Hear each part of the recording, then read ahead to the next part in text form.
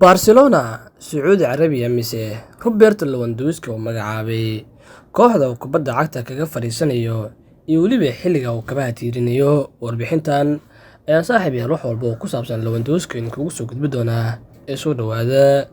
Weeraryahanka kooxda kubadda cagta ee Barcelona Robert Lewandowski ayaa qish ka bixiyay kooxda uu kaga fariisanayo kubadda cagta kadib 3 kooxood oo waaweyn oo reer Yurub ah oo waqtigiisa ciyaareed ku soo qaatay.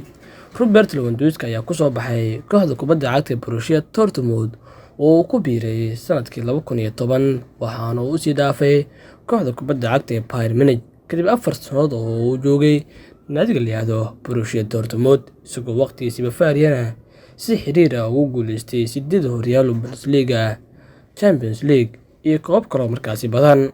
Xagaagii 2022 ayuu soo afjaray waayihiisa kooxda kubadda cagta Bayern Munich asagoo ku biiray Barcelona. Hase ahaatee Bayern Munich wuxuu 375 kulan u ciyaaray ama uu u saftay oo u dhaliyay 344 gool, waxaana uu Barcelona ka caawiyay inay markaasi ka baxdo 3 sanadood oo ay ka qasneed horyaalka waddanka Spain ee La Liga.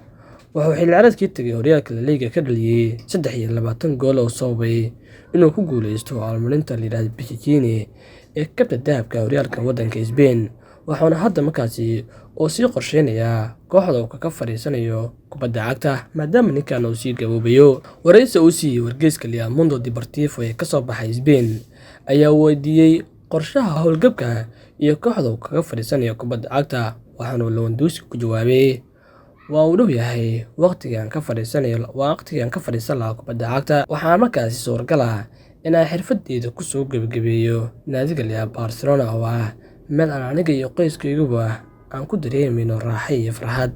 Marka uu dhammaado qandaraaskaygu waxa aan bilaabi doonaa inaan ka fikiro oo aan weydiiyo naftayda haddii aan sii ciyaari karo.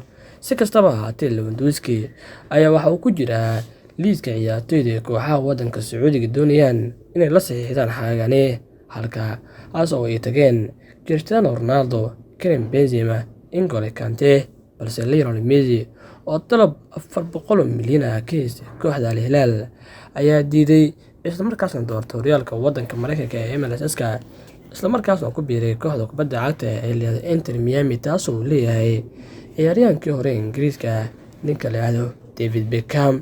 Robert Lewandowski xaqiiqatan wuxuu ka mid yahay xidigaha ugu fiican booskiisa, waxaana mar kale isku dayi doona xilli ciyaareedkan inuu Barcelona ka caawiyo sidii u difaaci lahaayeen horyaalka waddanka Spain ee La Liga iyo sidii weliba ay ugu guuleysan lahaayeen tartanka UEFA Champions League maadaama sanado badan ay ka maqan yihiin. Haddaba adiga halkee ayay kula tahay in Lewandowski oo kubadda cagta kaga fariisanayo? Waad ku mahadsan tahay daawashada la jaanqaadkaaga. Haddii aad nala joogtay ilaa dhammaadkana qaybta hoose commentiga aragtaada nagula wadaag.